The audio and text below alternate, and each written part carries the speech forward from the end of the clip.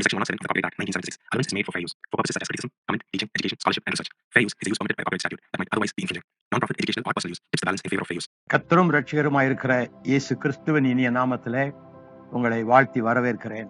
மகாகவி பாரதியார் அவர்கள் பாரதி 60 என்ற ஒரு புத்தகத்திலே 6வது அதிகாரம் 12ஆம் வாக்கியத்திலே ஒரு பாடல் எழுதுகிறார். சிலுவையில் அறையுண்டு செத்தான் இயேசு, தீயதொரு கணையாலே கண்ணன் மாண்டான், பலர் புகழ் ராமனுமே ஆற்றில் வீழ்ந்தான் என்று எழுதுகிறார். பாருங்க, இயேசு கிறிஸ்து ஒரு நோக்கத்தோடு வந்தார். அவதாரம் என்று சொன்னால் ஒரு நோக்கம் இருக்கணும், சும்மா அவதரிக்கிறது இல்லை, ஒரு பர்பஸ் இல்லாமல் ஒரு இன்கார்னேஷன் இல்லை. அப்ப அவருடைய நோக்கம் என்ன என்றால், சிலுவையிலே தன்னுடைய உயிரை இரத்ததான பலியாக கொடுக்கணும். இதைத்தான் ரிக்வேதம் முதல் கொண்டு அசுர்வேதத்திலும் முக்கியப்படுத்துகிறார். சில உபனிஷத்துகளிலும் இந்த பலியை குறித்து சொல்லியிருக்கிறார். இந்த பலி யாருன்னு சொன்னா இயேசு கிறிஸ்து தான் பலின்னு வரும். பெயர்கள் மாற்றமா இருக்கலாம், பெயர்கள் மாற்றமா இருக்கிறதுனால அது வேற கடவுள்னு சொல்ல முடியாது. பெயர்கள் எல்லாம் காரண பெயர்கள். ஜோதீஸ்வர் அப்படின்னா ஒளியா இருக்கிற கடவுள் அப்படின்னு அர்த்தம். மகேஸ்வர்னா மகத்துவம் உள்ளவர். இப்படி பல பெயர்கள் உண்டு. அரபு மொழியில கடவுள்னு சொன்னா அல்லான்னு தான் சொல்லணும். அரபு பைபிள் எடுத்து பார்த்தீங்கன்னா அல்லா அல்லான்னு தான் வருதை தவிர வேற பேர் இல்லை. இப்ப கர்த்தர் அப்படின்னா கிறிஸ்தவ கடவுள் இல்லை, காரணமாயிருக்கிறவர், சகலமும் உண்டாவதற்கு காரணமாயிருக்கிறவர் கர்த்தர். பராபரன் அப்படின்னா பரத்தில் இருக்கின்ற பரம்பொருள். சர்வேஸ்வரன்னா எல்லாத்துக்கும் பெரியவர், சகல உலகத்தை உண்டாக்கி அகிலாண்டேஸ்வரர். இப்படிலாம் பல காரண பெயர்களை கடவுளுக்கு நாம் வைத்திருக்கிறோம். தேவரு அப்படின்னு சொன்னாலும் கடவுள் தான், கடவுள்னாலும் கடவுள் தான், காட்னாலும் கடவுள் தான். எல்லாத்துலயும் பாத்தீங்கன்னா பொருள் ஒன்று, மொழிகள் பலவா இருக்கலாம். இப்ப நோக்கம் என்ன? கடவுள் உலகத்துக்கு மனிதனாக பிறக்க வேண்டிய நோக்கம் என்ன? இயேசு சிலுவையிலே செத்தான் என்று பாரதியார் எழுதுகிறார். ஆனால் தீயதொரு கணையாலே கண்ணன் மாண்டான் அப்படிங்கிறார். நீங்க கீதையை படிச்சீங்கன்னா அவருடைய இறப்பு பத்தி ஒண்ணுமே சொல்லல. கீதையில அவருடைய வளர்ப்பும் இல்லை, இறப்பும் இல்லை. பகவத்கீதை என்பது ஒரு காவியம், அவ்வளவுதான். அது வேதம் இல்லை, வேதத்துல சேராது. அது ஒரு இதிகாசத்திலையும் சேராது. ஏதோ ஒரு டயலாக், குரு சீஷன் பேசிக்கிற ஒரு டயலாக். அதுல எந்த விதமான ஆரம்பமும் முடிவும் இல்லை. ஆனால் மற்ற மகாபாரதம் எல்லாம் பாத்தீங்கன்னாக்க கிருஷ்ணனுடைய முடிவு என்னன்னா, அவனுடைய மகன் யுத்தத்துல செத்து போயிடுறாரு. அவருடைய எல்லாம் போயிடுச்சு. கடைசியில சோர்ந்து போய் துக்கப்பட்டு அவரு ஒரு இடத்துல தண்ணி குடிச்சிட்டு மரத்துக்கடியில கவலையோட உட்கார்ந்து இருக்கும் போது ஏதோ ஒரு மான் அங்க உட்கார்ந்து இருக்குன்னு சொல்லி ஒரு வேடன் அம்பு விட அந்த அம்பு தச்சு அவர் செத்து போயிட்டார். இதுதான் அவருடைய முடிவு. இதைத்தான் பாரதியார் குறிப்பிடார். தீயதொரு கணையாலே கண்ணன் மாண்டான், பார்ப்புகள் ராமனுமே ஆற்றில் வீழ்ந்தான். ராமனுடைய முடிவு ஆற்றில விழுந்து செத்து போயிடும். அப்போ இந்த மூன்றையும் பார்க்கும்போது அவதாரத்தின் நோக்கம் என்ன? ஆற்றில விழுந்து சாகிறதுக்காக வரணும். அப்படி சாகிறதுனால எத்தனை பேருக்கு ரட்சிப்பு உண்டாகும்? இயேசு கிறிஸ்துவனுடைய மரணம் அப்படிப்பட்டதல்ல. அவர் பலி ஆகியிருக்கிறார். பலி சிறந்த தர்மம். யஜ்ஞே தர்மானி, பலிதான் தர்மங்கள் சிறந்தது. யஜ்ஞோவை புவனஸ்ய நாபிக, இந்த உலகம் தர்மத்தாலே, இந்த பலி தர்மத்தாலே நிலைநிறுத்தப்படுகிறது. யஜ்ஞோத் அவதி தஸ்ய சாயா கரியதே. இப்பொழுது செய்யப்படுகிற மிருக பலிகள் எல்லாம் இறைவனுடைய பலிக்கு நிழல் போன்றவைகள். யஜ்ஞம் பிரதிஷ்டிதம், பலிதான் பிரதானமானது. யார் அந்த பலின்னா? பிரஜாபதி யஜ்ஞன்னு முடியும். பிரஜாபதினா மக்களின் தலைவன், அதாவது கடவுள். அந்த பலி அப்படின்றார். அப்ப இந்த பலியினாலே அவர் உலகத்திற்கு வந்த நோக்கமே பலியாகணும்னு வந்தார். மனுஷகுமாரன் உலகத்தை காப்பாற்றுவதற்காக, பாவிகளை ரட்சிப்பதற்காக ஒரு உடம்பெடுத்து வந்த நோக்கம் அங்க தெரிகிறது. அதாவது தூய உடம்பினன் ஆதல். ஏன் தூய உடம்பு அவருக்கு வேணும்னு சொன்னா, ஒரு பாவ உடம்ப பலியிடுறதுனால இந்த பாவ ரத்தம் பாவத்தை போக்காது. ஆடுகளோ கோழிகளோ மிருகங்களோ ஒரு நரபலியோ கொடுத்தா கூட அந்த பாவம் போகாது. இதுக்கும் அநேக இடங்களில நரபலியை செலுத்துகிறது. பேப்பர்ல நியூஸ்ல எல்லாம் நாம பாக்குறோம். பிள்ளையை பலி கொடுத்த சாமியார் கைது அப்படின்லாம் பார்க்கிறோம். அதே மாதிரி செத்து போன பிணத்தை தின்கிற சாமியார்கள் சொல்லி அதையும் காட்டுறாங்க, செய்தித்தாள வருது. இவையெல்லாம் உண்மையான பலிகள் அல்ல, தன்னை அர்ப்பணிக்கின்ற ஒரு தெய்வம். அதுதான் தெய்வம். அப்போ மனிதன் தெய்வமாகலாமா அப்படின்னு கேட்டா, அந்த காலத்துல கண்ணதாசனுடைய ஒரு பாடல், மனிதன் என்பவன் தெய்வமாகலாம்னு ஒரு பாட்டு. நான் ரொம்ப ரசிப்பேன். ரசித்து நம்மலாம் நம்ம தெய்வம் ஆயிடணும் அப்படின்னு சொல்லி மனுஷனை தெய்வம் ஆக்குறாங்க. இன்னைக்கு மனிதனை தெய்வமாக மாற்றி, கிறிஸ்தவத்துல கூட சில ஊழியர்கள் தெய்வமாக நினைத்து அவ்வளவு விசேஷமான கொடுக்குறாங்க. சாதாரணமா இந்த இறைவன் இறங்கி வருதலை குறித்து திருமூலர் சொல்லும் பொழுது, விண்ணின்று இழிந்து வினைக்கீடாய் மெய்கொண்டு தன்னின்ற தாளை தலை காவல் மேல் வைத்து உன்னின்று உருக்கி ஓர் ஒப்பில்லா ஆனந்த கண் கொண்டு காட்டி களிமறுத்தானே என்று பாடுகிறார். விண்ணின்று இழிந்து, வானத்திலிருந்து இறங்கி வந்து வினைக்கு ஈடாக மெய்கொண்டு, மனிதனுடைய பாவ வினைகளுக்கு ஈடாக ஒரு சரீரத்தோடு வந்து கண்ணின்று காட்டி. இது இந்த முதல் தந்திரம், திருமந்திரம் முதல் தந்திரத்துல இந்த பாடல் உபதேசம் 1 வருது. எப்படி பாவத்தை போக்கினார்? உன்னின்று உருக்கி, மனிதனுடைய உள்ளத்துக்குள்ளே நுழைந்தவனை உருகச் செய்து அவனுக்காக தானும் உருகி நின்று.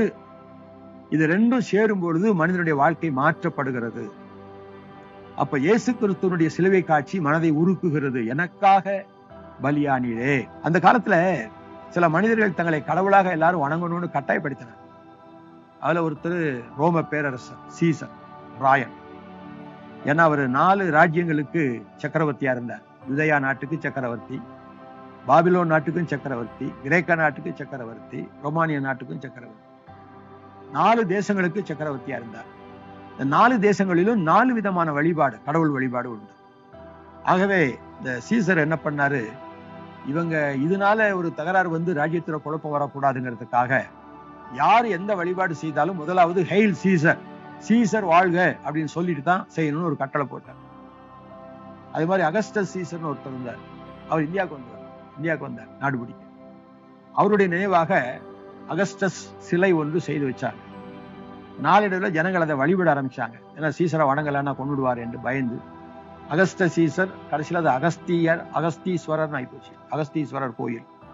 இதெல்லாம் நீங்க பாத்தீங்கன்னா எந்த மூலத்திலிருந்து எது வருதுன்னு தெரியும். கடவுளாக மதிக்கப்படுகிறவர்கள், மனிதனை தெய்வமாக மாற்றுகிறவர்கள். பாருங்க, சில திரைப்பட நடிகர்கள் கூட தெய்வமாக கருதப்படுறாங்க. டி நகர்ல எம்ஜிஆருக்கு ஒரு கோயிலே கட்டி வச்சுட்டாங்க. ஒண்ணும் இல்லைங்க, குஷ்புக்கு கூட கோயில் கட்டியிருக்கிறாங்க. அதெல்லாம் நம்ம பேப்பர்ல வந்ததான் நான் சொல்றேன், தனியா நான் ஒண்ணும் சொல்றேன். இப்போ இப்படி சினிமா நடிகர்களை தெய்வமாக மாற்றி கோயில் கட்டுது. இதெல்லாம் பாத்தீங்கன்னா இவங்களால எந்த ஆத்மாவுக்கும் எந்த பிரயோஜனம் இல்லை, நிச்சயமா தெரியும். மகாத்மா காந்தியே மகாத்மா என்று அழைத்தார்கள். ஒரு சில மக்கள் அவரிடத்துல போய், ஐயா நீங்க உலகம் போற்றும் உத்தமர், மகாத்மா ஆயிட்டீங்க, எங்களை நீங்க சீஷனா ஏற்றுக்கொண்டு எங்களுக்கு நல்ல உபதேசம் பண்ணி எங்க வாழ்வை நீங்க உயிர்ப்பிக்கணும் அப்படின்னு கேட்டாங்க. அப்போ மகாத்மா இதை சத்திய சோதனையில குறிப்பிடுகிறார். மகாத்மா காந்தி சொன்னாராம், நான் உங்களை ஏற்றுக்கொண்டு உங்களுக்கு குருவாய் இருக்க வேண்டுமானால் நான் உண்மையுள்ளவனாய் இருக்க வேண்டுமே அப்படின்னா. மகாத்மாவுக்கு தெரியுது தான் உண்மையுள்ளவன் இல்லை. சத்திய சோதனையில மனம் திறந்து எழுதுறார். ஒருத்தனை சுயசரிதை எழுத விட்டா நல்லதெல்லாம் எழுதுவாங்க, தப்பெல்லாம் மறந்துடுவாங்க, இல்லைன்னு மறைச்சிருவாங்க. ஆனா மகாத்மா அப்படி செய்யல. நான் உண்மையுள்ளவனா இருக்கணுமே அப்படின்னா. சாதாரண உலகத்துல சிறந்த மனிதராக அயல்நாட்டுக்காரர்கள் கூட மதிக்க தகுந்த அளவில் இருக்கிற மகாத்மா தன்னை தாழ்த்துகிற நிலையை பார்க்க. அப்படியானால் இறைவன் இந்த உலகத்துக்கு வரும்போது என்ன செய்வார், அவர் நோக்கம் என்ன? பாரதியார் ஒரு பாட்டு பாருங்க, வேதாந்த பாடல்கள் 9ஆம் அதிகாரம் முதல் பாட்டுல சொல்றார், ஈசன் வந்து சிலுவையில் மாண்டான், எழுந்து உயிர்த்தான் நாளொரு 3 நேசமரியா மகதலேனா மரியாள், நேரில் இந்த செய்தியை கண்டாள் விண்டாள். ஈசன் சிலுவையில் மாண்டான். ஈசன் என்பது ஈசா என்ற அரபு மொழியிலிருந்து திரிவு பெற்றது.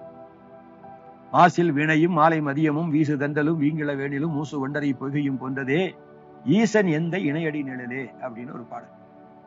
ஈசனுடைய திருவடியில உட்கார்ந்திருந்தா மாசில்லாத வீணையில எழுந்து வருகிற நாதம், மாலை மதியம் அந்த சந்திரன் மாலை நேரத்துல கீழே அந்த மேற்கு பகுதியிலிருந்து மேலே எழும்பி வருகிற அந்த காட்சி, வீசுகின்ற தென்றல், இளவேநீர் காலத்தில் வளர்கின்ற மூங்கில்கள், இதெல்லாம் பார்த்தா எப்படி இருக்குமோ அப்படி இருக்குமா அந்த ஈசனுடைய பாதத்தில் அமர்ந்திருப்பது. அப்ப ஈசன் வந்து சிலுவையில் மாண்டான், உயிர்த்து எழுந்தான் நாள் ஒரு 3 நேச மரியா மகதலேனா, அதாவது அவர் மீது அன்பு பாராட்டின மகதலேனா மரியாள் நேரில் இந்த செய்தியை கண்டாள். நேர்ல பார்த்து கண்டதோடு மட்டுமல்ல, விண்டாள், மற்றவர்களுக்கு அறிவித்தாள் என்று சொல்கிறார். இப்ப ஒரு மனிதன் என்று சொன்னால் அவன் நிச்சயமாக மண்ணுக்கு திரும்பணும். மண்ணிலிருந்து வந்தவன் மண்ணுக்கு திரும்பணும். அப்ப விண்ணிலிருந்து வந்தவர் விண்ணுக்கு தானே திரும்பணும். அவதார கோட்பாடுகள்ல எந்த அவதாரமும் வந்துட்டு திருப்பி விண்ணுக்கு போனதாக இல்லை. வந்து செத்து போச்சு, அப்படி போச்சு, இப்படி போச்சுன்னு தான் சொல்றோம். ஆனா இயேசு அப்படி அல்ல. அவர் மனிதனாக வந்ததுனாலே மனிதனை போல சிலுவையிலே பலியாக்கப்பட்டார், செத்து போனார். ஆனால் செத்து போன தெய்வமாக அல்ல, தான் எங்கிருந்து வந்தாரோ அந்த இடத்துக்கு திரும்பி சென்றார். அது அவதார கோட்பாடுகளே ஒரு காரியம். அவதார் என்று சொன்னால் மேலிருந்து கீழே இறங்கி வந்தது போல சும்மா கீழே இருந்து மேல போகணும், அப்பதான் அது அவதார். வந்துட்டு அப்படியே ஒண்ணும் இல்லாம போச்சுன்னு அப்புறம் விட்டுறது இல்லை. அப்ப விண்ணிலிருந்து வந்தவர் மனிதனை போல மரித்து மறுபடியும் அந்த விண்ணுக்கு திரும்பி செல்கிறதுனாலே அவரை அவதாரம் என்று நிச்சயமாக சொல்லலாம். இந்த மாதிரியான ஒரு அவதாரத்தை வேற எங்கேயும் நீங்க பார்க்கவும் முடியாது. கடவுள் அவதாரமானால் பிறந்து வளர்ந்து மரித்து அடக்கம் பண்ணப்பட்டு உயிர்த்து தான் வந்த இடத்துக்கு போக வேண்டும், தான் அவதார கோட்பாடு. அப்படி பிறக்கும் பொழுது மாசு இல்லாத பிறப்பா இருக்க வேண்டும். அப்ப இந்த தகுதிகள் எல்லாம் பார்த்தீங்கன்னாக்க நிச்சயமாக இந்த தகுதிகள் வேற எந்த அவதார கதைகளுக்கும் பொருந்துவதாக இல்லை. இயேசு ஒருத்தருக்கு தான் விண்ணுலகம் சென்றதை மார்க்கு சுவிசேஷம் 16ஆம் அதிகாரம் 19ஆம் வசனம் சொல்லுகிறது. லூக்கா சுவிசேஷம் 24ஆம் அதிகாரம் 51ஆம் வசனம் சொல்லுகிறது. அப்போஸ்தலர் நடவடிக்கைகளின் புத்தகம் 1ஆம் அதிகாரம் 9ஆம் வசனம் சொல்லுது. அவர் எப்படி வந்தாரோ அப்படியே திரும்பி போனார், எப்படி போனாரோ அப்படியே வருவார். மேலிருந்து கீழிறங்கி கீழிருந்து மேல போகிறவர் தான் அவதாரம். அவர் மரிச்ச உடனே கல்லறை திறக்கப்பட்டது. மகதலேன மரியாள் பார்க்கிறா, ஓடி வந்து பாதத்தை தொட்டு கும்பிட வந்தார். அவர் சொன்னார், என்னை தொடாத, நான் இன்னும் இதான் வீட்டுக்கு போகல. அடுத்த நேரம் சொல்றாரு தோமாவை பார்த்து, என் உடம்ப தொட்டு பாரு. அதுக்குள்ள போயிட்டு வந்திருக்கிறார். ஏறுகிறவரும் இறங்குறோம். மனிதன் ஒரு தடவை மரிச்சு அதோட சரி. ஆனா இயேசு கிறிஸ்துக்குள்ள ஒருவன் மரித்தால், அவர்கள் விசுவாசம் வைத்து அவரை ஏற்றுக்கொண்டு மரித்தால், அவன் மரித்தாலும் பிழைப்பான். அவர் இருக்கிற வண்ணமாகவே நாம் அவரை தரிசிப்பதினால் என்று சொல்வதனால அவர் எப்படி மண்ணில பிறந்து விண்ணுக்கு சென்றார், விண்ணிலிருந்து வந்து மண்ணில பிறந்து மீண்டும் போனாரோ, நாம கூட மண்ணில பிறந்தோம். ஆனா இங்கிருந்து வேற இடத்துக்கு போகாம அவர் இருக்க இடத்துக்கு போறோம், அவரோடு கூட என்னன்னைக்கு இருக்க போறோம். இப்ப சைவ சித்தாந்தத்துல பாத்தீங்கன்னா இயல்பாகவே பாவங்களில் இருந்து நீங்குகிற தன்மை, இயல்பாகவே. நம்ம இயல்பா இல்லை, நம்ம பலவிதமான துன்பங்களின் மத்தியிலே ஒரு ரட்சகனை தேடி அந்த பாவம் நீங்க பெறுகிறோம். ஆனால் இயேசு கிறிஸ்துவத்துல வரும்போது இயல்பாகவே பாவம் நீங்கப்பட்டவர். அவரிடத்தில் எவ்வளவேனும் பாவம் இல்லை. அவர் பாவம் செய்யாதவர், பாவம் அறியாதவர், பாவம் இல்லாதவர் என்று பைபிள் சொல்லுகிறது. மற்ற அவதாரங்களை பாருங்க, எத்தனையோ பாவங்களை செய்த மாதிரிதான் காமிக்கிறாங்க. அவதார கதைகள்லாம் பார்த்தீங்கன்னா கொலை செய்வது, கற்பழிப்பது, இப்படிப்பட்ட உலக பிரகாரமான உணர்வுகளுக்கு உட்பட்ட அவதாரங்களைத்தான் பார்க்கிறோம். ஆனால் இயேசு கிறிஸ்து இயல்பாகவே இந்த எல்லா விதமான தீமை பாவங்கள் விலக்கப்பட்டிருக்கிறார். அதனாலே அவர் தூய உடம்பினர், பரிசுத்த தெய்வம். உலகத்திலே தெய்வம் என்றால் பரிசுத்தனா இருக்கணும். நான் பரிசுத்தராய் இருக்கிறது போல நீங்களும் பரிசுத்தராய் இருங்கள். இதைத்தான் பகவத்கீதையில திவ்ய ஜென்மான்னு சொல்லுவாங்க. திவ்ய ஜென்மான்னா அவ்வளவு ஒப்பேற்பட்ட, கர்மங்களுக்கெல்லாம் அப்பாற்பட்ட, தீவினைகளுக்கு அப்பாற்பட்ட தெய்வீக நிலையில உள்ள ஒரு ஜென்மம் எடுத்து வருகிறவர் இயேசு கிறிஸ்து. புராணம் இல்லை. சில பேர் நினைக்கிறாங்க இயேசு கிறிஸ்து கிறிஸ்தவங்களுக்காக உலகத்துல சிலுவையில சேர்த்தார். இயேசு கிறிஸ்து சிலுவையில மரிக்கும் போது கிறிஸ்தவனே கிடையாது. இயேசு கிறிஸ்து உயிர்த்தெழுந்து பரலோகம் சென்று தூய ஆவியானவரை அனுப்பின பிற்பாடு அப்போஸ்தலரால் அவர் பிரசங்கிக்கப்பட்டு அவரை ஏற்றுக்கொண்டவங்களை தான் கிறிஸ்தவர்கள்னு 1ஆம் நூற்றாண்டு 53ஆம் ஆண்டில சீஷர்களுக்கு கிறிஸ்தவர்கள் என்று பெயர் உண்டாயிற்றுன்னு பைபிள்ல சொல்லியிருக்கு. கிறிஸ்தவங்களுக்காக சிலுவையில மரிக்கல, பாவிகளுக்காக சிலுவையில மரித்தார். நீங்க ஒரு பாவின்னு உணர்ந்தீங்கன்னா உங்களுக்கு தேவை இயேசு கிறிஸ்து. ஏதோ போறதுக்கு ஒரு கோயிலுக்கு கும்பிடுறதுக்கு ஒரு சாமின்னு இருக்கக்கூடாது. மனிதனுக்கு தேவை ஒரு ரட்சகன். ஒரு கடல்ல விழுந்தவன் ஒரு துரும்ப கூட பிடிச்சிட்டு வருவான்னு சொல்றோம். தேவை ரட்சிப்பு, அதுதான் முக்கியம்.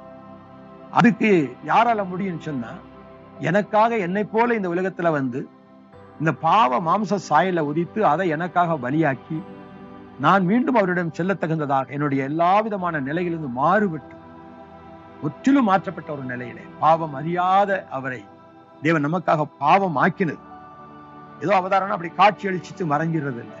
அவதாரம் என்று சொன்னால் அந்த ஆண்டவன் மனிதனை போல பிறந்து வளர்ந்து மரித்து உயிர்த்து நம்மை அதன் மூலமாக ரட்சித்து தன்னோடு சேர்த்துக் கொள்கிறதா அவதாரம். இப்படிப்பட்ட இந்த அவதார கோட்பாட்டை எடுக்க வேண்டுமானால் மற்ற புராணங்களை பார்த்தீங்கன்னா இறைவன் மீனாக வந்தார், வாமனனாக வந்தார், இப்படிலாம் சில கதை. ஒரு சின்ன ஐயரா வந்தாராம், குள்ளமான ஒரு, அப்படி பெரிய அசுரன், அவனை அடக்கணும், அதுக்காக ஒரு குள்ள மனுஷனா வந்தாராம். ஐயரா ஒரு யாசகம் கேட்டாராம்.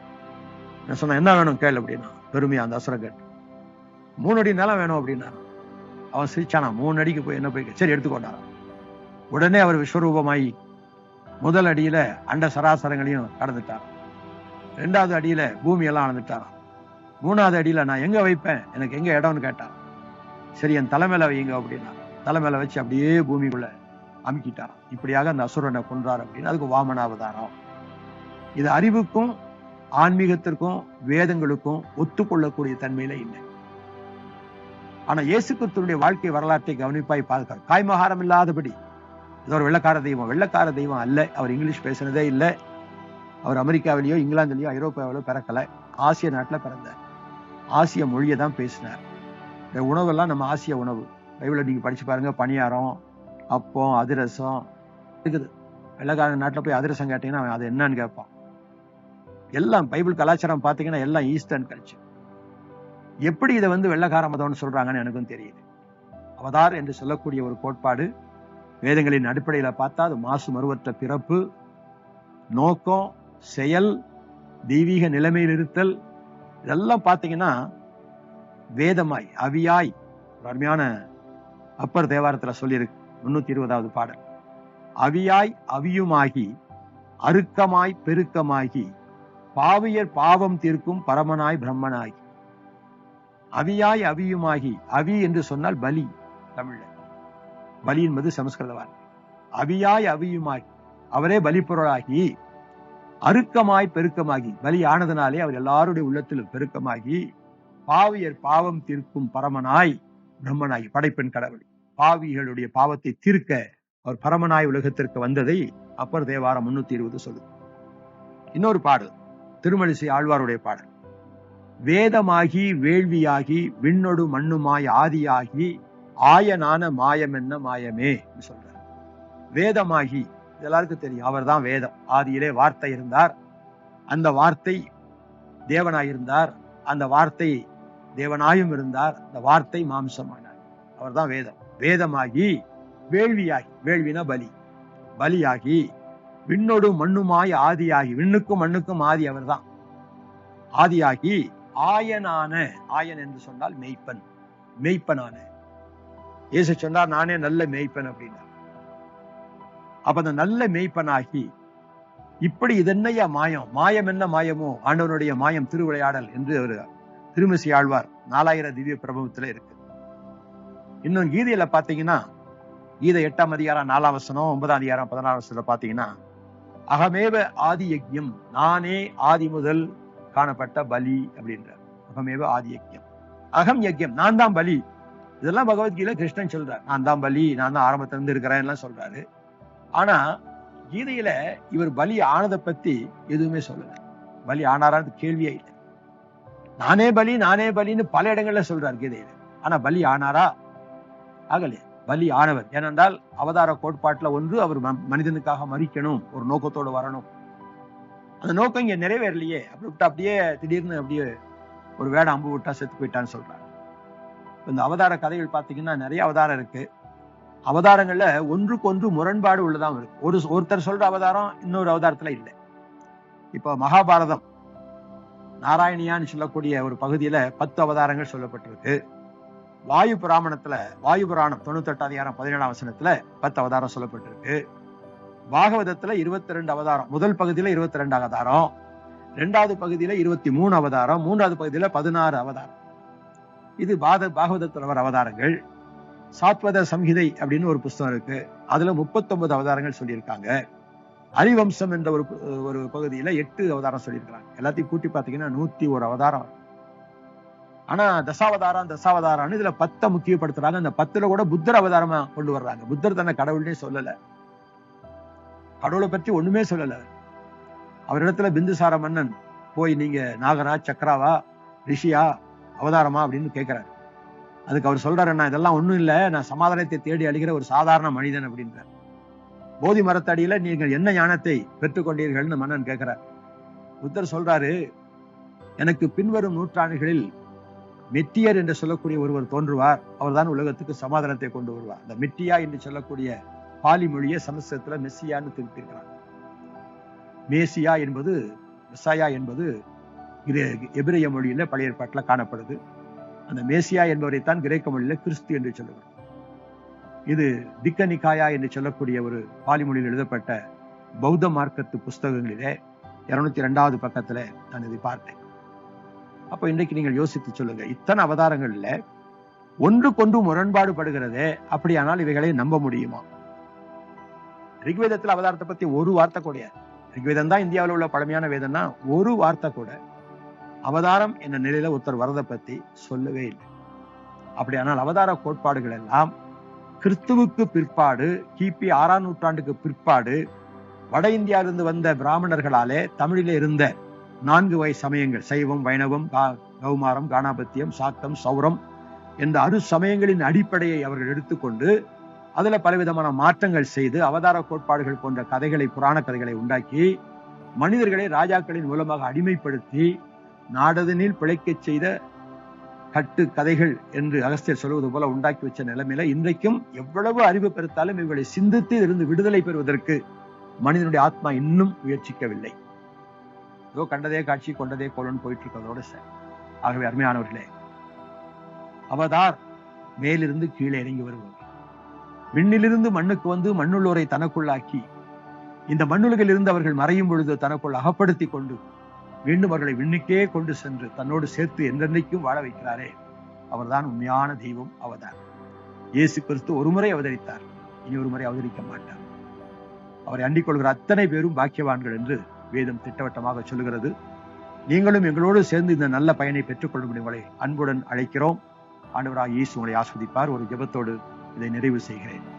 நல்ல ஆண்டவரே, இயேசு கிறிஸ்து என்ற திருநாமத்திலே உலகத்திற்கு வந்தவரே, இது ஒரு முறை இந்த உலகத்திற்கு வந்து அவதார கோட்பாட்டின் அடிப்படையிலே மாசில்லாத ஒரு கற்ப பிறப்பிலே பிறந்து மரித்து, மனிதனைப் போல மரித்து அடக்கமணப்பட்டு மரித்த தெய்வம் இல்லாமல் நீர் மூன்றாம் நாளில் உயிர்த்தெழுந்து பரலோகத்துக்கு எழுந்து அருளி மீண்டும் இந்த உலகத்திற்கு விசுவாசிகளை சேர்த்துக் கொண்டு என்னடிக்கும் நித்தியமாய் அந்த பரலோக ராஜ்யத்திலே வாழும்படியாய் ஒரு அனுக்கிரகம் செய்ய காத்திருக்கிறீரே, அன்புக்காய் நன்றி செலுத்துகிறோம். இந்த செய்தியை கேட்ட உள்ளங்களிலே நீர் உணர்வு பிறவிக்குள் மறைத்து இயேசு கிறிஸ்துவின் நாமத்திலே விளை கேட்கிறோம் நல்ல பிதாவே, ஆமென்.